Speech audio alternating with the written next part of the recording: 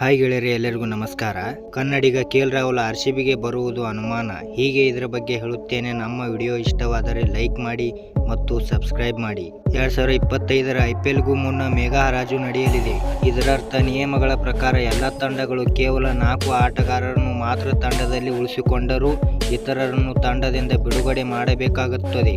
ಆ ಬಳಿಕ ಹರಾಜಿನಲ್ಲಿ ತಮಗೆ ಬೇಕಾದ ಆಟಗಾರರನ್ನು ಖರೀದಿಸಿ ಸಮತೋಲಿಸಿ ತಂಡವನ್ನು ಕಟ್ಟಬೇಕಾಗುತ್ತದೆ.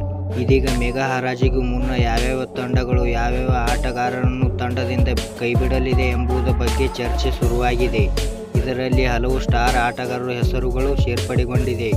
ಇದರಲ್ಲಿ ಪ್ರಮುಖ ಹೆಸರು ಕನ್ನಡಿಗ KL ರಾಹುಲ್ ಅವರದ್ದು.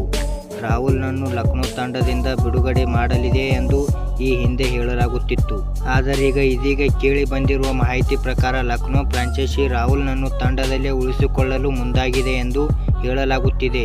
ಕ್ರಿಕ್ ಬಜ್ ವರದಿಯ ಪ್ರಕಾರ ಲಕ್ನೋ ಸೂಪರ್ ಜೈಂಟ್ಸ್ ನಾಯಕ KL ರಾಹುಲ್ ಕೋಲ್ಕತ್ತಾದಲ್ಲಿರುವ ತಂಡದ ಕಚೇರಿಗೆ ತೆರಳಿದ್ದು ಅಲ್ಲಿ ತಂಡದ ಮಾಲೀಕ ಸಂಜೀವ್ ಗೋಯಂಕಾ ಅವರನ್ನು ಭೇಟಿಯಾಗಿದ್ದಾರೆ. ಸುಮಾರು 1 ಗಂಟೆ ಕಾಲ ನಡೆದ ಈ ಸಭೆಯಲ್ಲಿ ರಾಹುಲ್ನನ್ನು ತಂಡದಲ್ಲಿಯೇ ಉಳಿಸಿಕೊಳ್ಳುವ ಕುರಿತು ಚರ್ಚೆ ನಡೆದಿದೆ ಎನ್ನಲಾಗಿದೆ. KL ರಾಹುಲ್ ಅವರನ್ನು ತಂಡದಲ್ಲಿ ಉಳಿಸಿಕೊಳ್ಳಲು ಫ್ರಾಂಚೈಸಿ ಉತ್ಸುಕವಾಗಿದೆ ಎಂದು ವರದಿಯಾಗಿದೆ. KL ರಾಹುಲ್ ಇದುವರೆಗೂ ಲಕ್ನೋ ಸೂಪರ್ ಜೈಂಟ್ಸ್ ತಂಡದ ಪರ 3 ಸೀಸನ್ಗಳನ್ನು ಆಡಿದ್ದಾರೆ. ಈ 3 ಸೀಸನ್ಗಳಲ್ಲೂ ನಾಯಕನಾಗಿ ತಂಡವನ್ನು ಮುನ್ನಡೆಸಿದ್ದಾರೆ.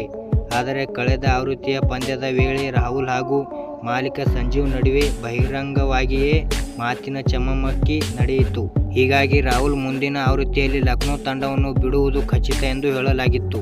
ಈ ನಡುವೆ ರಾಹುಲ್ ತನ್ನ ಮಾತೃ ತಂಡವಾದ ರಾಯಲ್ ಚಾಲೆಂಜರ್ಸ್ ಬೆಂಗಳೂರು ತಂಡವನ್ನು ಹರಾಜಿಗೂ ಮುನ್ನವೇ ಸೇರಿಕೊಳ್ಳಬಹುದು ಎಂಬ ವರದಿಯು ಹರಿದಾಡುತ್ತಿತ್ತು.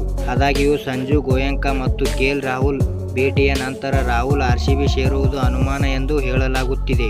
ಹೀಗೆ ಇದರ ಬಗ್ಗೆ ಹೇಳಿದ್ದಕ್ಕೆ ನಮ್ಮ ವಿಡಿಯೋ ಇಷ್ಟವಾದರೆ ಲೈಕ್ ಮಾಡಿ ಮತ್ತು ಸಬ್ಸ್ಕ್ರೈಬ್ ಮಾಡಿ ಮತ್ತು ಹೇಗೆ ಆಗಿದೆ ಎಂದು ಕಮೆಂಟ್ ಮಾಡಿ ಮತ್ತು ಶೇರ್ ಮಾಡಿ. ಎಲ್ಲರಿಗೂ ನಮಸ್ಕಾರ.